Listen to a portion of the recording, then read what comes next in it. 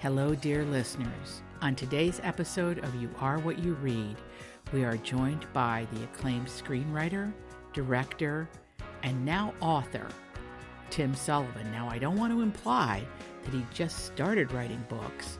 You're going to hear the whole story inside this podcast. Tim Sullivan's screen credits include A Handful of Dust, starring Kristen Scott Thomas, Where Angels Fear to Tread, starring Helen, Mirren, and Helena Bonham Carter, Jack and Sarah, which he also directed, starring Richard E. Grant, Judi, Dench, and Ian McKellen. And don't forget Letters to Juliet, and it starred the great Amanda Seyfried. Tim has directed the television series Sherlock Holmes and Cold Feet. He has written extensively in Hollywood for both live-action films and animation films. He's worked with Ron Howard, Scott Rudin, and with Jeffrey Katzenberg on the fourth Shrek movie. Tim Sullivan is now embarked on a series of crime novels featuring the autistic and brilliantly persistent D.S. George Cross, which will hit shelves in the United States this fall, coming to you live from Grove Atlantic. Ladies and gentlemen, I am so proud to call him my friend. I adore his brilliant wife, Rachel, who's a television producer and an aesthete of the highest order. We're going to go right into his home, over there in the UK. Ladies and gentlemen, Tim Sullivan.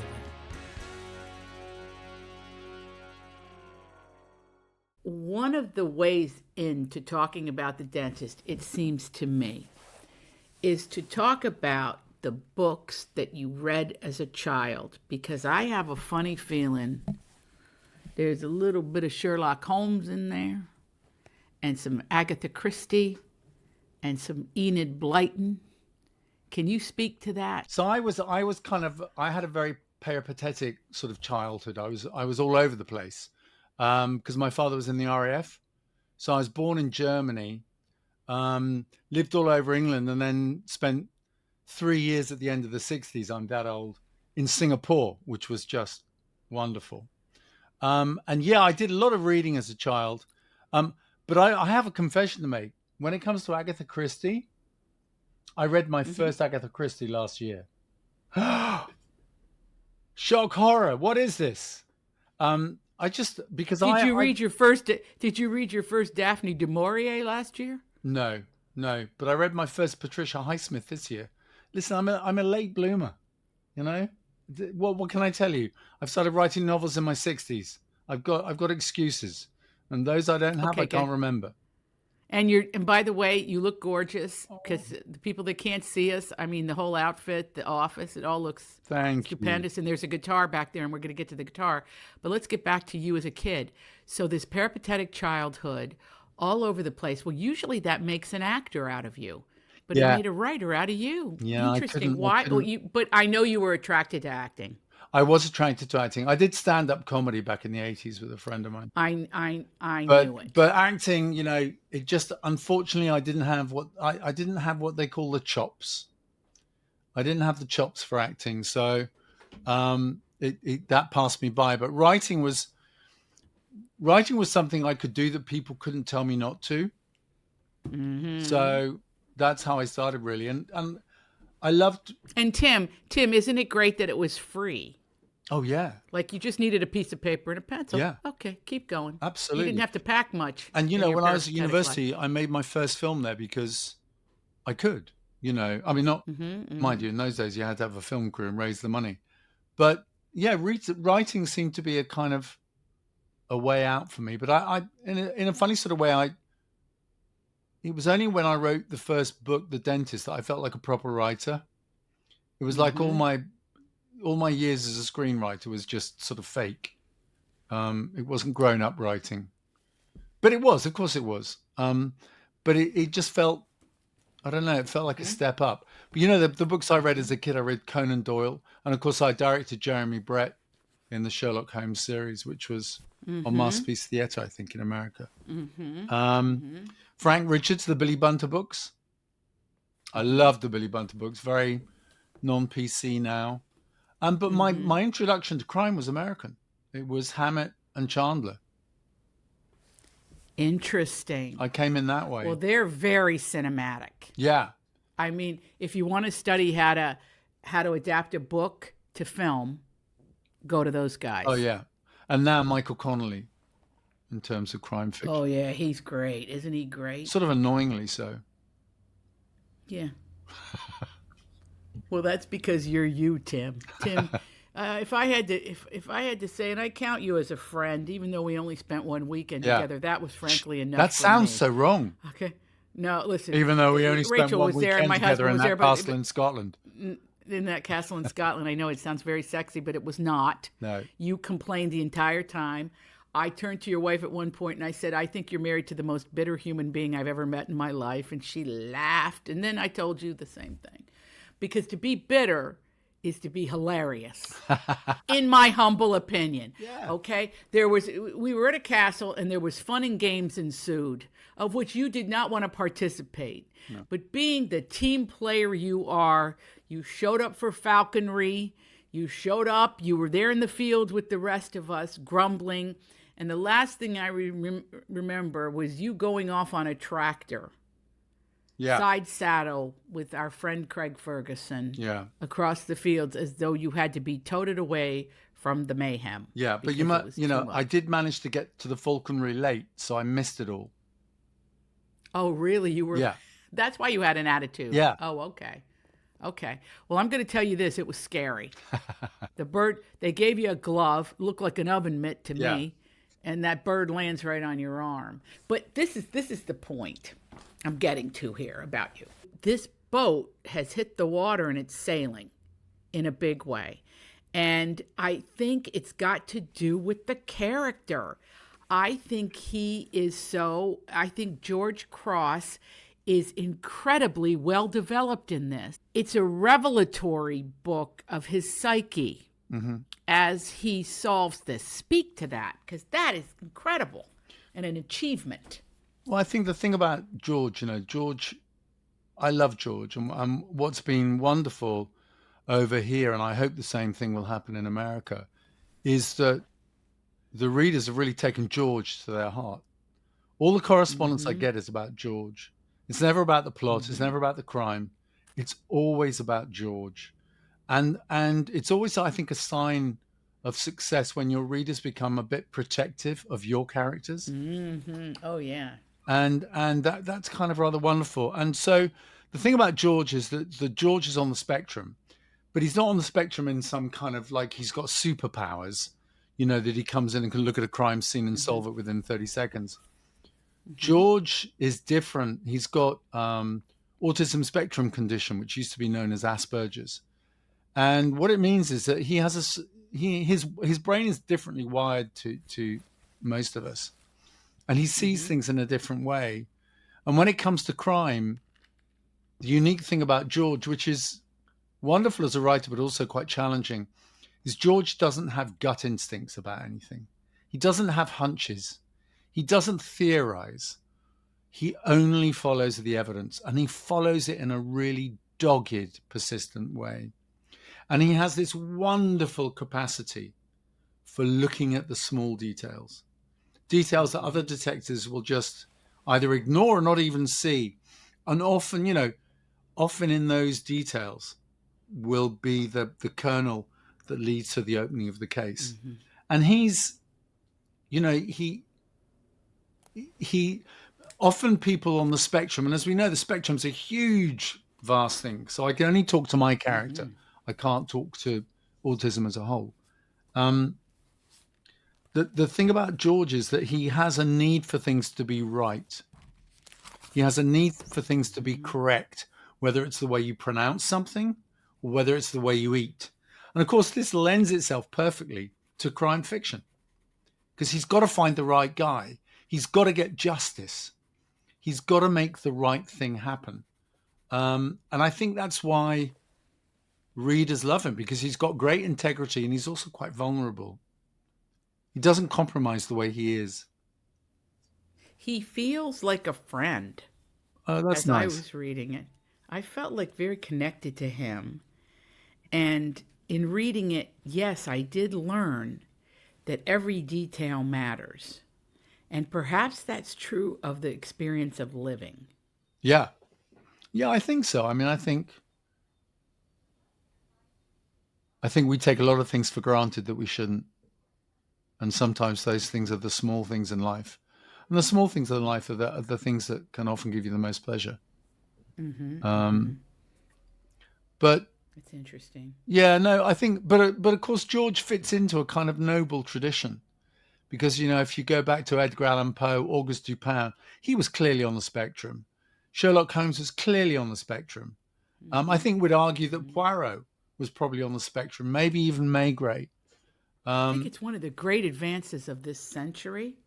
We now appreciate the scope and diversity of the spectrum. Yeah. That learning differences are actually learning actualities. Yeah, I mean, for me... God, George is so great with this. George... It's kind of a primer in that. Yeah, he's kind of... George's condition is his gift.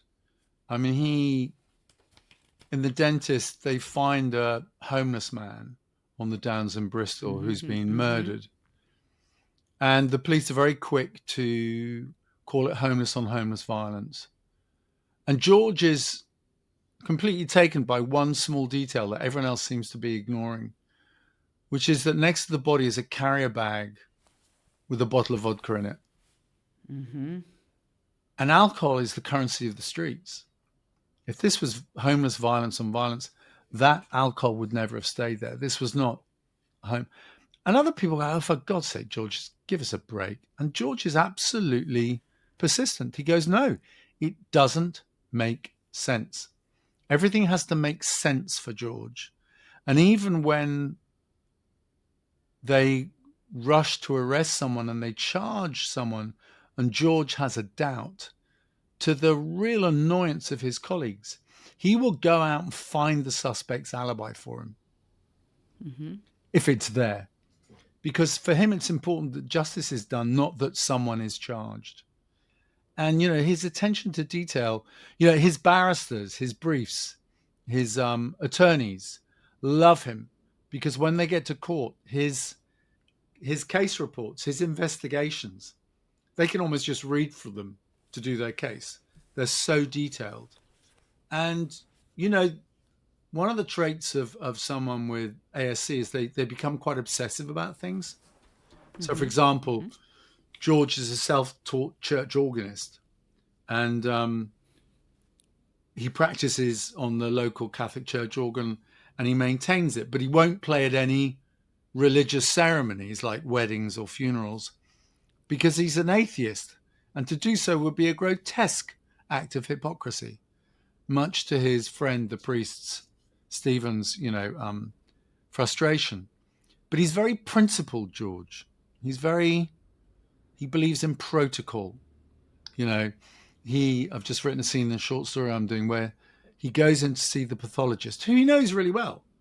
He's done hundreds of cases with her, but he walks in with his warrant card held up and he goes, DS George Cross. They all know who he is, but it's protocol. Without protocol, there is chaos as far as George is concerned. And to an extent, he's right. So George has this absolutely detail-oriented, regimented approach to fact. How important is the spiritual spine of this character? You said he's an atheist. I don't think you exactly call it out like that in the book, if I recall. Yeah. I think it's a little bit more like he questions it. Yeah. But it's so interesting that you would choose. Why didn't you make George a believer? Why didn't I make George a believer? Because he's too rational, I think. I think he's too questioning. And, his spiritual side, in a sense, comes out with the relationship with his father. His father has a very close relationship with George. He's probably the one person in the world who really understands George. Yes. And George understands that. George, I often say to people, George has various sensory problems like sound, and he he's the only person who has his own office because he can't bear the noise of an open area. At work, he has this partner called Josie Otti. And originally, she just doesn't want to work with him anymore because she says, yeah, he's brilliant, but then he does something where you want to kill him. And that's the truth about him. He's got a very endearing, it could be interpreted as arrogance, but it isn't. She asks him why he doesn't share enough of what he's thinking on a case. And he says quite plainly, well, if I do that, if I say something, everyone has a tendency to do that. And it has to be said that very occasionally I am wrong.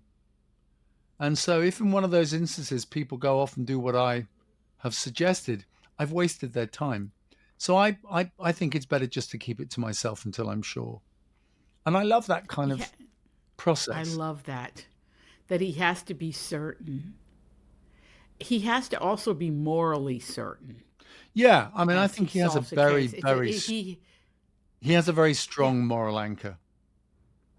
You know, in this world today, what struck me, and I kept writing this word down as I was reading The Dentist, there's this sense in this book about empathy, about even when there's a victim of a crime, how can you empathize really with a dead body of unknown origins? How can you empathize with that? But our character, George Cross, does. Yeah. Empathize with a life lost. And that's the rope he pulls from page 1. That's what speak to that, please. Well, the thing about George is George, in many ways, is a sort of outsider in the world. And therefore, he's drawn to victims. And, murder victims don't have a voice. And George is the one who wants to give them that voice. And his attitude to seeing a dead homeless man, who could be anything because of the condition he's in, he could be anything from 60 to 80. You just can't tell the life he's led. But George's question is, yeah, he's homeless now, but he wasn't always homeless. Who was this man? What was his story that led him to this place? Because you never know. The story that led him to this place could hold the answer to why he's been killed. Don't just look at him and judge him as being a homeless man. He, the cliche, he was someone's son. He was someone's baby. He went to school. He had a life. Was he married? Does he have children? You're making all these assumptions that he doesn't by just saying he's a homeless man, move on. And George, in a funny sort of way, George isn't empathetic because of his condition, but weirdly, he does have an empathy with his victims. There's no question about it. And I think that's a lot to do with the way he's led his life. I mean, in this country, the first diagnosis of Asperger's, as it was then called, wasn't made until 1995. Wow. So when George joined the police force, everyone just thought he was odd. Everyone just thought he was difficult because they didn't know what it was. But as soon as you give it, people understand it more now. People understand. Oh, can you go back in your own life and think about kids you went to school with or a teacher you had? Oh, yeah. Who definitely was, yeah. But at the time, you really just thought, oh, what a jerk. Yeah. Or, and of course, then they get treated like that. They get treated as if they are. And then the cycle is horrifying. Yeah. Yeah, it's so unfair. But George, in a weird sort of way, George has become more confident since he's had his diagnosis. But the thing I love about George is, he makes these. I have a rule, which is we never laugh at George. We always laugh with him, or we laugh at the people reacting to him. And in The Dentist, they at one point they end up investigating an old police officer who was their boss in the past. Not a particularly pleasant individual who gave Cross a really hard time when he joined the force. And in our lexicon here in the UK, a police officer who's just on the street is called a PC, a police constable. So when and George is now a detective sergeant, a DS. And when they get to this old policeman's address, George rings the bell, and this old guy comes to the door, and he opens the door and he goes, "Oh, it's PC Odd." To which George replies, "Actually, it's DS Odd now." And Otti thinks this is the funniest thing. He doesn't. He's just trying to correct the rank. But he doesn't understand that he's actually kind of made a joke at the old man's expense. And I love that naivety about him. He's very eager to learn. He has a little black book that he writes down things Otti tells him. So, for example, he no longer gives what we call death notices. So when the police go to, someone unfortunate whose relative has died or been murdered or died in a car crash, that's called a death notice. Now, if there's a victim, what would happen was they would go along to, say, the mother of a 20-year-old woman, knock on the door. The woman would answer the door. George Cross would say, "Are you Mrs. Webster?" And she'd say yes. And he'd go, "Your daughter's dead now." And Otti would go, "You can't do that." But he's doing it because he wants to get on with it. So now the deal is he never, ever gives death notices. It's always Otti or someone else. Because his instinct is just to, but actually his skill in those moments is he doesn't get affected by other people's emotions like some of the other police officers. So he can view them objectively. And he can say, "I thought that husband was sort of overacting a bit, didn't you? Does grief normal?" And he uses his lack of kind of behavioral, well, I don't know, whatever you call it. Social cues. Lack of social cues. Yeah, he uses that knowingly to get people to talk to him, which is a brilliant, brilliant skill. He's the most wonderful interviewer. It's brilliant. Because it's so dramatic. He doesn't care if he asks the same question in the same intonation as if it's been asked the first time 18 times. And in the end, this just wears suspects down. They just think, "Get me out of this room. Yes, I did it. This is why. Please shut up." Yes. What is it about a crime that happens in England that suddenly is magnified and takes on a literary tone? If you read the same sort of crime occurring in the United States, there's a whole different social construct to it, okay? Because we view crime here like an us and them. And reading your brilliant novel, The Dentist, you realize that in the UK, there's not a group mentality around a crime. It's like a laser beam focus on one person in an atmospheric place that is mysterious within itself. Can you talk about that? Yeah, I think that's right. I mean, I think that the way I write is I like to choose a world in which you think there wouldn't be a murder. So Bristol. Yeah, Bristol. I mean, but and in our country, the majority of murders are domestic. The majority of murders are someone you know.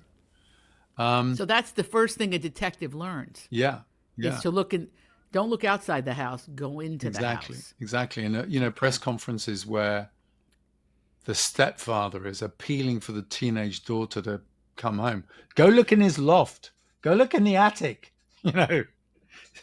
When he's crying so much, just give him a handkerchief. Go in the attic. Look in the mound of carpets in the corner. But I also, my fifth book is called The Monk. And it was partly written because I was an altar boy till I was 16 in an abbey. Good for you. Yeah, in an abbey with some Benedictine monks down in Hampshire. And I loved them. They were great people. And I just thought to myself, who would kill a monk? And I thought, that's a really good idea. And the way I write is, I know the world I want. So I've just finished book 8, which I delivered last week. It's called The Tailor. And it's set in the world of bespoke tailoring. Because who's going to kill a tailor? But I love those worlds. And George loves processes. He loves processes. So, if he goes into a dry cleaner to interview a suspect, he'll often get distracted by the shirt ironing machine. He didn't know there was such a thing. It literally blows the shirt up and then it does this and it folds it. But when he's talking to the woman who's operating that machine, he knows that she's really thrilled that someone is taking an interest in her work. And she then tells him things that the other police officer won't get by asking direct questions. And I love that about George. I love the notion that he's drawn into, when in The Tailor, he can't believe how much work goes into a bespoke suit. I mean, you make these by hand? Well, of course. I mean, and I love that. I love his enthusiasm. When he was a child, he had various obsessions. He was obsessed with roller coasters. So his father took him around all the roller coasters in the country. He was obsessed with women's perfumes in the local department store. And to this day, he can still disconcertingly be talking to a woman and go, Chanel number 5? And they go, what? Because that's a bit creepy. And he just goes, your perfume. Ferragamo? Really? How do you know? And he just knows. And he loves that. Some people with ASC get obsessed with collecting the labels of tinned fruit from around the world. And they'll have albums and albums of this, all designated. You know what, Tim? I was just with my sister in Richmond, Virginia, and she does this thing. Some people say, let's go thrifting. Oh, yeah. She said, let's go consigning. She used a different word. But you mentioned the fruit tins. There was an entire display of fruit tins from the UK. And I said they were empty. Yeah. But through the years. Yeah. This is what I love about your eye for detail.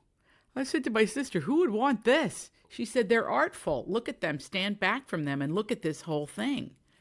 And I thought about that when I was reading The Dench. Oh, interesting. This idea that the tiniest little something is the linchpin to everything. Yeah. It's like, for me, you're just so freaking brilliant. I have to say that to your face, your beautiful face. Bitter and brilliant. The cyclist. Okay, now listen. Because there's the cyclist, the patient, the politician, the monk, the teacher, the bookseller. You just mentioned the follow-up to the dentist is the tailor. Inside these books, driven by our character, George, is this idea of learning everything about a particular craft or subject. Yeah. You are in great company in literary history with this, but your take is fresh and, shall I say, more humorous. Yeah, I think humor is really important. I wrote a movie. The first movie I wrote and directed was called Jack and Sarah. And it's a romantic comedy, but at the beginning, a woman dies in childbirth. And this guy is left with this baby. And for me, sadness juxtaposed with humor is life.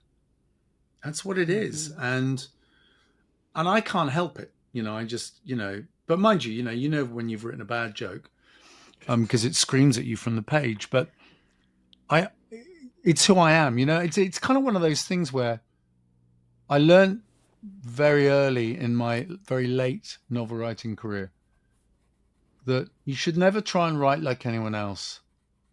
You have a voice, and have confidence in that voice, and stay true to it, because that's where your integrity as a writer lies. Oh, that's so true. And to any writers out there listening, I say this all the time: you be you. Yeah. Because in the history of the world, there's never been another you. Your Yeah. voice can't be copied. And all of this talk about AI, by the way, you need to join the Authors Guild immediately. I will Okay. talk to you that after the prompt. And any writer within the sound of my voice should join that organization because it defends copyright. Yeah. Defends us since Mark Twain. Okay. And the reason I bring it up is because you've just said something so essential. Your voice cannot be originated, only copied. Yeah. I'm going to say that again. Your voice cannot be originated, only copied. So to that end, we have to protect the original voice. Yeah. Because AI can only look in every back. aspect. AI can only look back. Correct. And you mentioned Mark Twain. There's another of my childhood heroes. Mark Twain. I mean, I read Mark Twain so young. I read all of Mark Twain. And, I still can't believe that no one's made a really good modern version of the Connecticut Yankee in King Arthur's Court. What a great movie that would be now. It's never been dramatized properly. But No. This leads me to a question, because you have worked on very successful films. Letters to Juliet is like a fan favorite. We should mention some more of them. Well, they're probably in the introduction. My Little Pony. My Little Pony. Let's never forget that one. Jack and Sarah, A Handful of Dust, Where Angels Fear to Tread. You, as a television director, you did Sherlock Holmes and Cold Feet. What did you learn writing movies and directing actors that you brought into the process of writing novels? In terms of directing actors, it's all about authenticity. Acting fails when it's not authentic, and when someone's acting. So with writing fails when it's not authentic, and when it looks like writing, then it fails. It's the same. Acting that looks like acting, writing that looks like writing, they'll both fail. But from the films, from the main thing about movies, TV, and I have brought to my books, it's all about narrative drive. It's all about narrative drive. And in my books, I have a sort of cast of tertiary characters who are vital to George. We get to understand more about him through those characters, and they all have an arc that goes from book to book. So you want to follow their stories from book to book. If you're just doing murder mystery, and it's over at the end of the book, well, you might read the next one, you might not. But if you think there's something wrong with George's father, you better buy the next book to find out. If you think George is going to leave the police force, Jesus, you better buy the next book to find out. And that sounds like I sound like a traveling salesman now, but it's kind of like, it's not a sales technique. It's a kind of keeping that narrative drive going. George's mother left when he was 4. George is obsessed with the fact that she left because of him. And through the series, he finds out the truth. That's got to be interesting. And it's really not what he expected. And I love all that stuff. I love writing. I think that's what separates you from the genre writer. I was really surprised when I was at a crime festival, and I was on a panel with 3 other authors. And the audience asked if the police should be figures of trust. And the other 3 authors went, yes. And I went, fuck no, absolutely not. And that got me to thinking. So I try without being worthy. If you look at my books and you scrape a little bit under the surface, you'll find social issues there. You'll find homelessness in the dentist. You'll find teenage pregnancy, amateur performance enhancing drugs in sport and the cyclist, assisted dying in the patient, gambling and the evils of the internet or social media in the politician, corporate city greed in the monk, and I think that if your readers go, I get that. Yeah, I think that too. You're kind of drawing them in, but you're hooking them on a series, because if we go back to your reading, think about Mark Twain, think about those folks wrote for serial publications very often. So they had to leave a cliffhanger. They had to keep you going. So you enjoyed reading that. So you have incorporated that into your style. So that if a reader reads one book, folks, I don't like to use this analogy, but it's like potato chips. Then you got to read the next one. Yeah. And the next one, and the next one. But that is by design by Tim Sullivan. That's by design. That has come from the screenwriting. I mean, the one danger I discovered when I was rewriting The Dentist was that, in the sense that what it is you've although you want it to be propulsive, and although you want it to go from book to book, you can't make it episodic. There's a kind of real difference between making it episodic and making it propulsive. Right. And the way I write, I know who's dead, and that's it. I don't know anything else. And then George and I find out. And in a way that makes it quite terrifying. Sort of 30,000 words in, have I got a book? But it also means that things surprise you. And it means that George and I are never ahead of the reader. And the reader is never ahead of us. We're always on the same page. And I think somehow that makes it, because they're in the same place as the author, they want to find out what happens next. Because sometimes I'm sitting here and I'm thinking, I've come to a dead end in a case. And I have to turn to George and go, George, I'm just the writer. You go figure it out. I don't know what to do here. You go figure it out.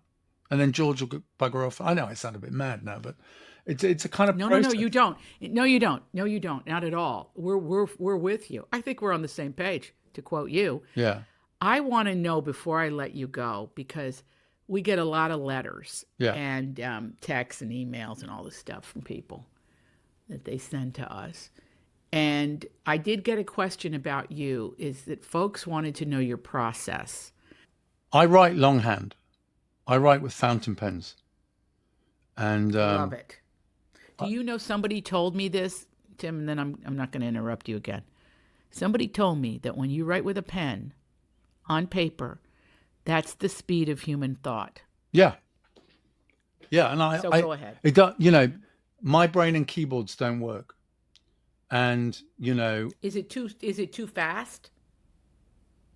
The keyboard? No, it has to go through my hand in a different way to, it's like writing with a fountain pen is like ballet. Using a keyboard is like tap dancing. And that's the difference for me. So my process is kind of, it comes through the pen, and I'm a bit like George in that way. I've now got the most absurd collection of fountain pens. And I have to use a different color every day. And I've found a journal. I write in an A4 journal, and I finally find the one where the ink doesn't bleed through. So it costs a load of money, but I have to have those.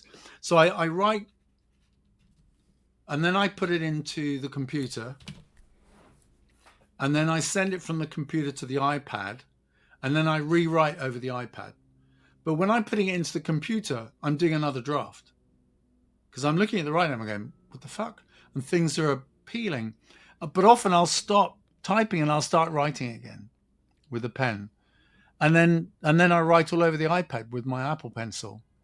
And then I put it back into the book and then send it off. But for me, the great thing about writing books rather than screenplays is that you can go off on tangents.